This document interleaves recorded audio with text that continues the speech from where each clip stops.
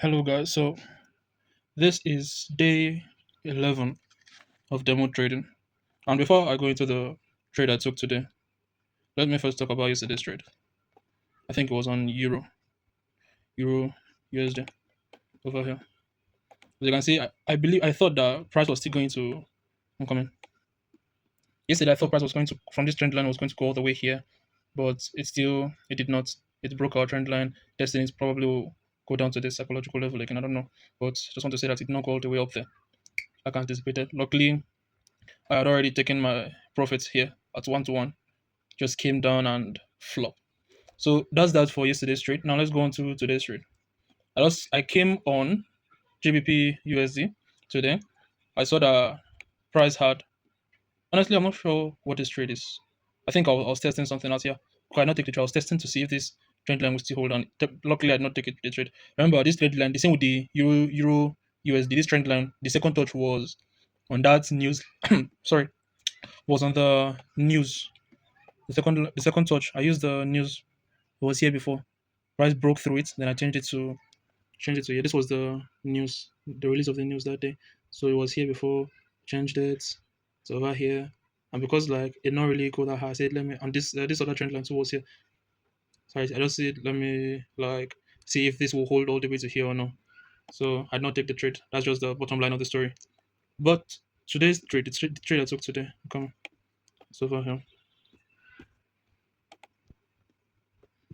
So as you can see, after price had broken this come, let me remove this.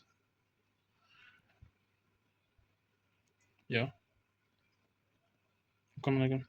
Yeah, so after price had broken this our trend line, came down past our psychological level a bit, retraced to trend line again and came down again. I then drew this other trend line, a mini trend line, with this one being our support and this one being our resistance to the upside. The old support turned to our resistance. You can see price came from here, dropped down, came, respected this area, dropped down, came again, and somehow wicked here, but still somehow it's not like broke, no candle broke through really.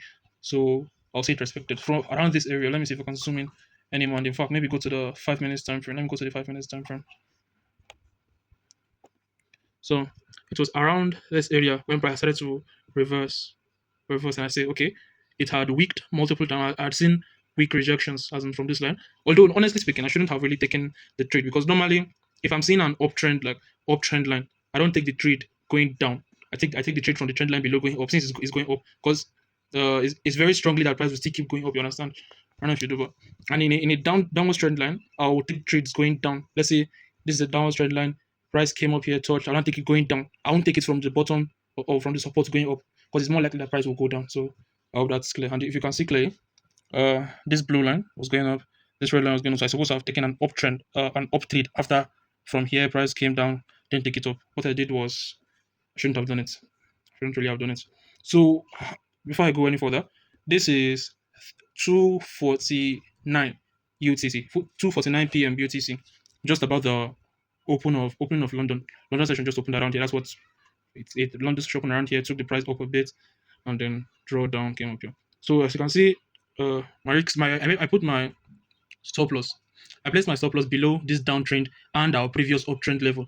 So in case price had broken through this one, I'll still have another trend line holding it back, as in like double support, a double resistance. And luckily I did. If I had placed it around just up here, I would have gotten wicked out easy.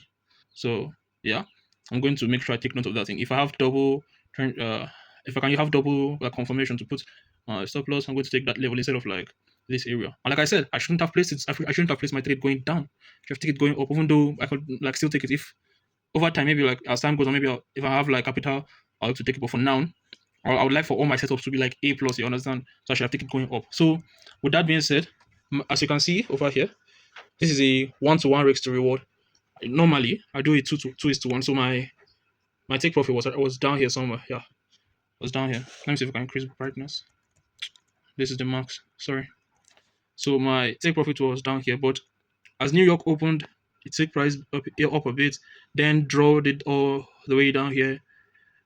Drove all the way down here. I don't like thought to myself, since I had already made the mistake of taking the trade down, I'll just open the new session. I'm not sure how this new session will go. If it's going to take if it's going to go in my favor or go against me, because New York and London they can move very how will I call it again? Sporadic. It can be sporadic sometimes. So I ended up cutting the trade out at a 1:1, and that's another profit in the bag. This time I actually calculated my stop loss correctly. So this 1:1 actually gave me $15. I'm using 0.5% of my capital, which is $15. So 1:1, I got $15, not actually like $2, something like that. How I've been getting before, got off one mistake or the other. So I've actually gotten my calculation down. I can do it without like going to calculator. I have a calculator up here, but I'm no longer using it. So I can just use my like phone calculator, quickly calculate it by myself. If it's GBP and Euro USD for JPY pairs, yeah, that calculation is still somehow hard. I may if I'm trading those ones, I may have to use like this calculator again, but that's for whenever I feel like trading the thing. So yeah, I take profit around here. Maybe if I keep monitoring the pair, if it comes down here and if I see it's going to respect it to the upside, I'm gonna take it. I'm gonna take it to around here because we have this intersection. So take it around here. So yeah, that was the trade. Is there is there any other thing I forgot? Oh yeah, I guess there was a news release also.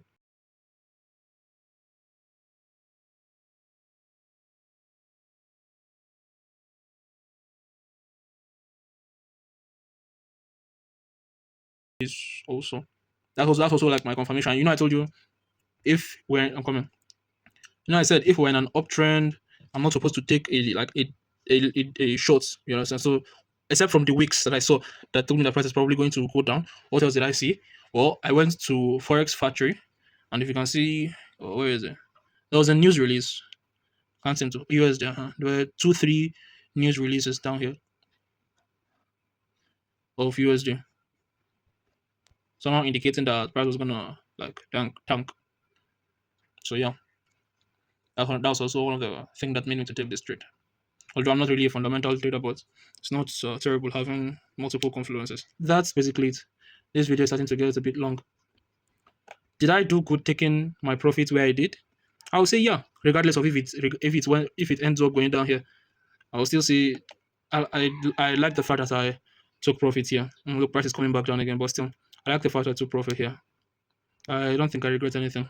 No, the price comes back down here, and if I see any signs of it going back up, although it's a New York session, it may just choose to trade in one direction, going down.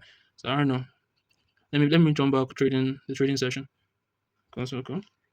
London managed to change, so maybe New York will manage to also change. I'm just going to be checking out for the chart patterns and see if anything will tell me to enter the trade once it has come down here. Maybe weak rejections and a W pattern, whatever. Till then, see you next week because I don't maybe I'll see again in the night, but I don't think I'm going to be taking any trade today. How many trades have I taken today? This week, like 3. Damn.